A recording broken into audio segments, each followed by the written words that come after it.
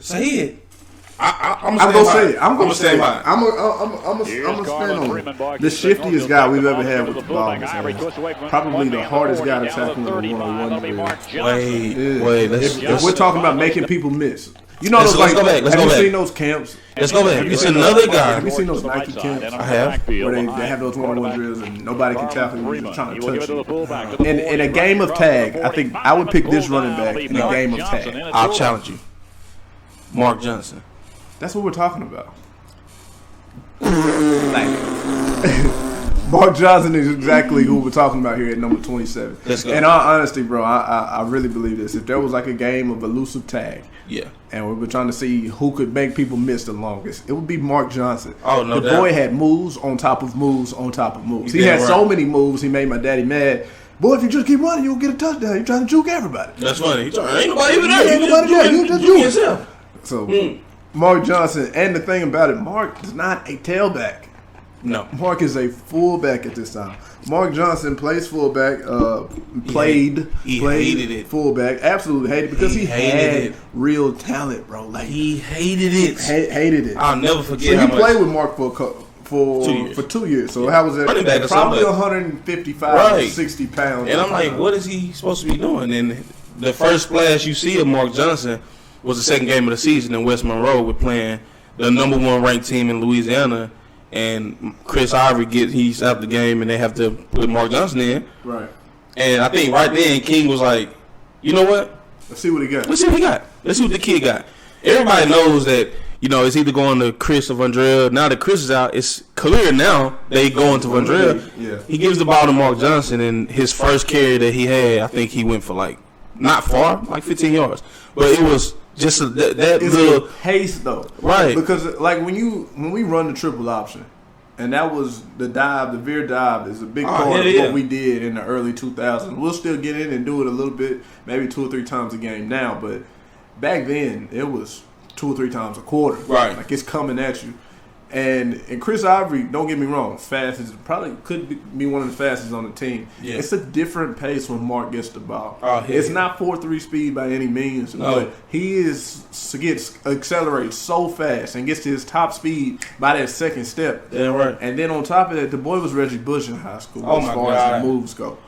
And he was strong as shit. It was hard to take him down. A real bull. Yes, Mark was small, but he packed. We're talking a lot of power. And hopefully, you guys will see it on these highlights. But this guy's like 5'7", 180 small, pounds. man. As a senior. Small. As and a I senior, love 5'7", playing. I loved playing with Mark because he didn't give up on nothing. Like them runs, it's a run that I hope we can find. I hope it's playing by this time. It's North Mesquite.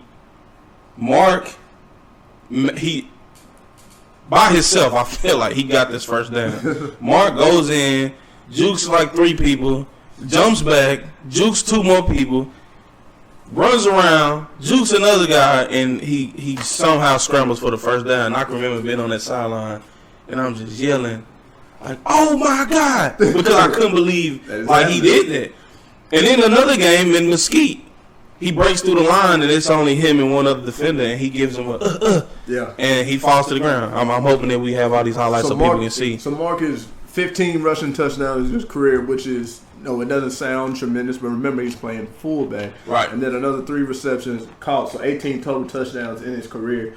My favorite Mark Johnson play is his senior year in Texas Stadium. This is the old Texas Stadium. One of the few games in Irving, Texas. Yeah. And there is a reverse call. And it's out of the shotgun. We've seen it prior in the year before. Mark's supposed to get the ball, pitch it to Aaron Johnson coming around the other side.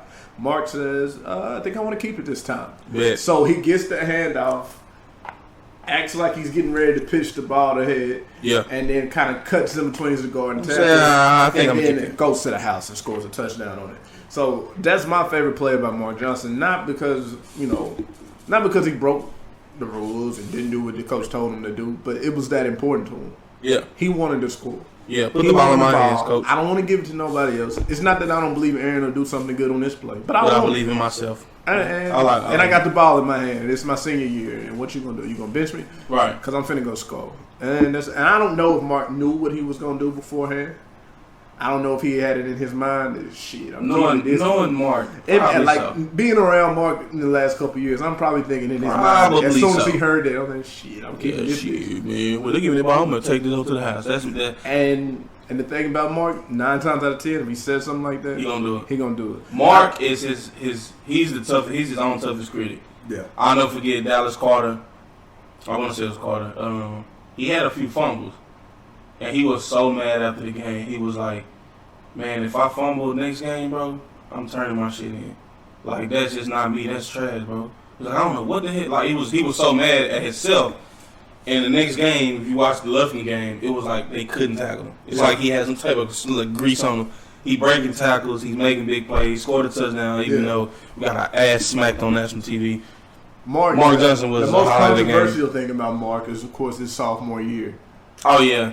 Let's talk about it. We got to talk about it because it's part of his career. As a sophomore, he's of course on the team with Vondrell, of course on the team behind Chris Ivory. It is a third down. 3rd and short. 2 maybe. 3rd and 2. The King wants to run, I think, 59 give. I think that's the play. I think he tried to run a little quick dive right behind Trenton and Book. And Mark Johnson is the guy that he gives the ball to. Right. And so a lot of people remember that because that was one of those moments where we're like, what are we doing? Yeah. Why are we giving it to that kid? But I always had a different, my theory is probably just football logic. Yeah. If you watch that game, they was heavily giving the ball to Vondrell. Yeah. He had scored like a 40-yard touchdown that game. And like and honestly, if it works, King's a genius for it. Okay. Everybody was thinking that Vondrell's getting the ball and Mark gets it and he gets a first down. And if Mark Johnson gets there, he's a hero. And the point of the story is not to critique King, but really to praise Mark Johnson for being a guy that with the season on the line, King trusted you as a 15-year-old. It's true. To go get a first down. Yeah. So to me, that shows that tells the loudest story at all. That is that, he was a guy that was trustworthy early on in his career, right? Solid as a rock as they come, and just probably one of my favorite players to watch ever, and probably a top 5 running back if he gets to play running back.